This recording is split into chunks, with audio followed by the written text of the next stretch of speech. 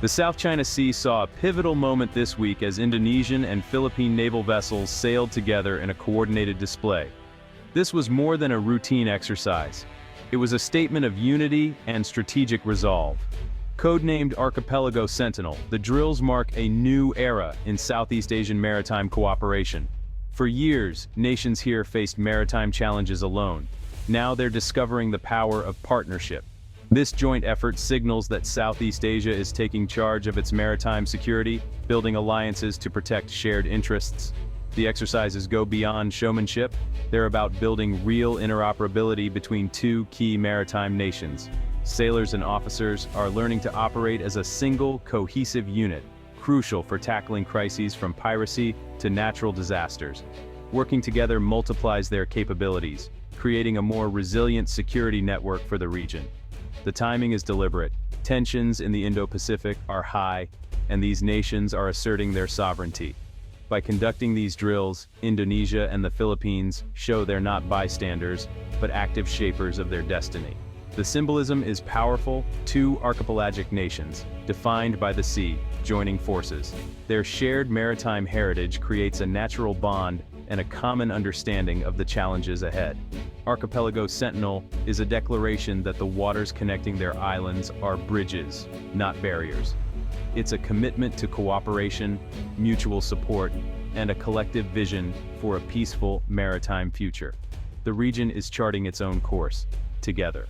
The location of these drills, where the South China Sea meets the Celebes Sea, is a strategic crossroads. These waters connect the Indian and Pacific Oceans, serving as vital arteries for global trade. Trillions in commerce pass through each year. Any disruption would have global consequences.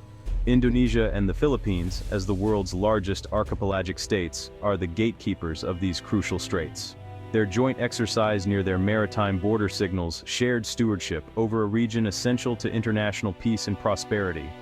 The area is rich in oil, gas, and fish, resources that fuel competition and, at times, conflict. Illegal fishing and overlapping claims have heightened tensions. The joint drill demonstrates their resolve to protect these resources and enforce their maritime rights. This maritime space is also a front line in the US-China rivalry, with China's expansive claims overlapping with Southeast Asian entitlements.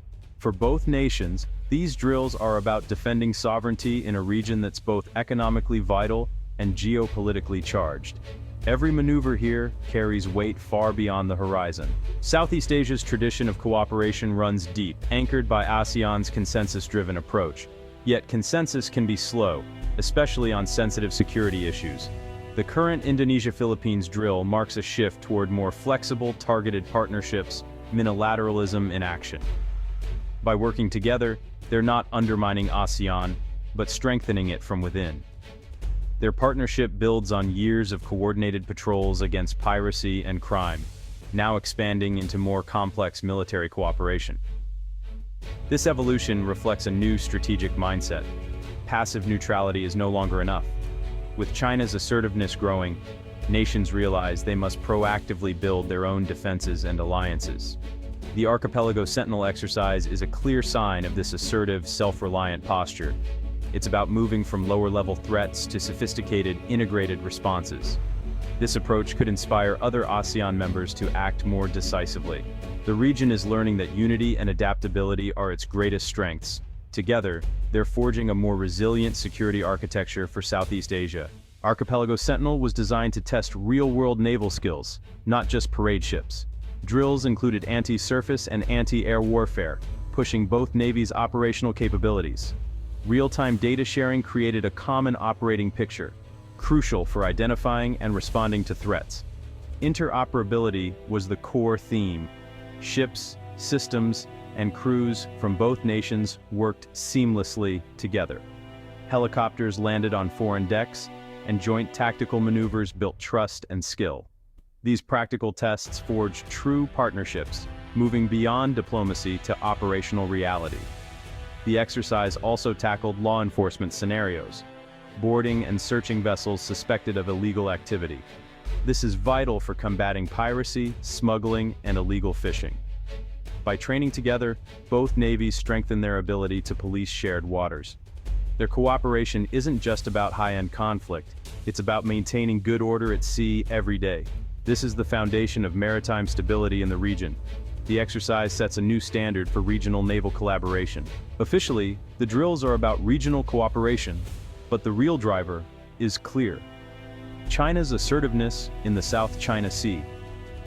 Chinese vessels routinely harass Filipino fishermen and encroach on Indonesian waters, challenging both nations' sovereignty. Indonesia has responded by renaming the North Natuna Sea and boosting its military presence. The joint exercise is a logical extension, showing these challenges are regional, not isolated. The drill is strategic signaling to Beijing. Attempts to intimidate one nation will meet a unified response. By operating together, Indonesia and the Philippines raise the costs for any aggressor. China's criticism of the exercise as provocative rings hollow to regional actors. Archipelago Sentinel is a homegrown initiative, born of shared concerns, not foreign manipulation. It's a direct response to China's actions, not outside interference. The message: Southeast Asia is taking ownership of its security. Regional unity is the strongest deterrent. At the heart of these tensions is UNCLOS, the international treaty that defines maritime rights. For Indonesia and the Philippines, UNCLOS recognizes their unique geography and grants sovereignty over their waters. The 2016 Arbitral Tribunal ruling, brought by the Philippines, rejected China's 9-dash line and affirmed Filipino maritime rights. China ignores the ruling, but it remains legally binding and central to the international position. The joint exercise is an operational affirmation of UNCLOS and the tribunal's principles.